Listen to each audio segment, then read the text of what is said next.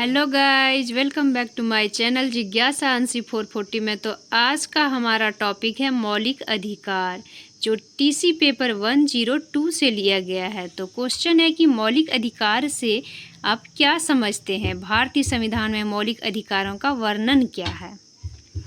तो मौलिक अधिकार का वर्णन भारतीय संविधान के भाग 3 अनुच्छेद 12 से 35 तक किया गया है। भारतीय संविधान में मौलिक अधिकार संयुक्त राज्य अमेरिका के संविधान से लिया गया है। मौलिक अधिकार वह अधिकार है जो मनुष्य के जीवन के लिए अत्यधिक महत्वपूर्ण है। इसके बिना मनुष्य का जीवन संभव नहीं है। यह अधिकार नागरिकों को संविधान द्वारा दिया गया है। मनुष्य के विकास के लिए मौलिक अधिकार आवश्यक है, तभी मनुष्य समाज में विकास कर सकता है। इसके बिना समाज में मनुष्य विकास नहीं कर सकता है।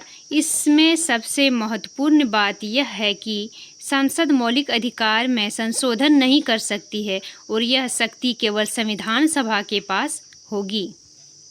इन अधिकारों का उल्लंघन नहीं किया जा सकता है। मौलिक अधिकार न्याय योग्य है, जो समाज में सभी व्यक्ति को समान रूप से प्राप्त है। पॉइंट नंबर 1 है कि मौलिक अधिकार के प्रकार इस प्रकार से।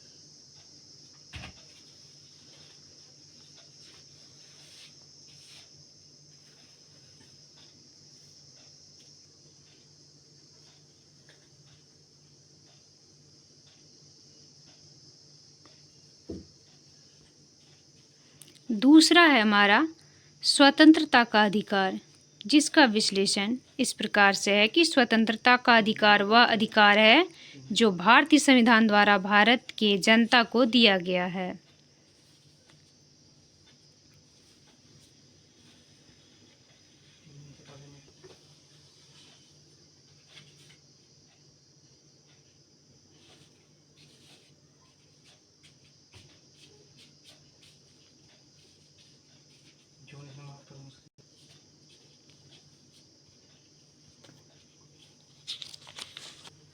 तीसरा है हमारा शोषण के विरुद्ध अधिकार। संविधान के अनुच्छेद 23 में यह कहा गया है कि किसी भी व्यक्ति से बंधुआ मजदूरी नहीं करा सकते हैं। चौथा है हमारा धार्मिक स्वतंत्रता का अधिकार। धार्मिक स्वतंत्रता का अर्थ होता है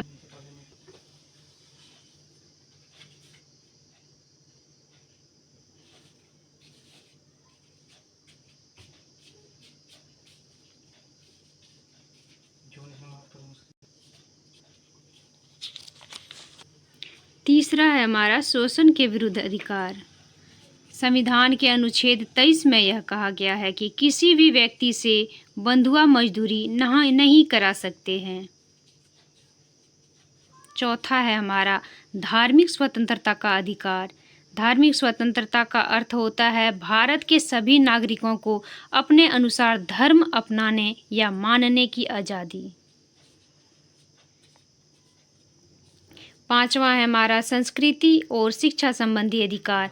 भारत के राज्य क्षेत्र या किसी भी भाग के निवासी नागरिकों के किसी अनुभाग को जिसकी अपनी विशेष भाग लिपि या संस्कृति है, उसे बनाए रखने का अधिकार। लास्ट है हमारा संवैधानिक उपचारों का अधिकार। इसके तहत संविधान के अनुच्छेद 32 के तहत यह कहा गया है कि संवैधानिक उपचारों का अर्थ है कि अगर कोई व्यक्ति मौलिक अधिकार का हनन करता है तो भारतीय संविधान द्वारा उच्च न्यायालय तथा सर्वोच्च न्यायालय का लेख निर्देश तथा आदेश जारी कर सकता है।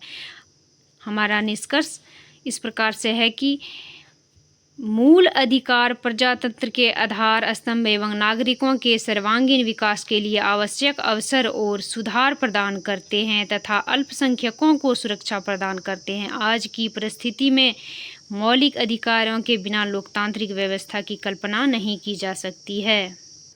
इसके साथ ही हमारा मौलिक अधिकार के टॉपिक ख़त्म हुआ। मिलते हैं अगले वीडियो में, तब तक के लिए राधे राधे।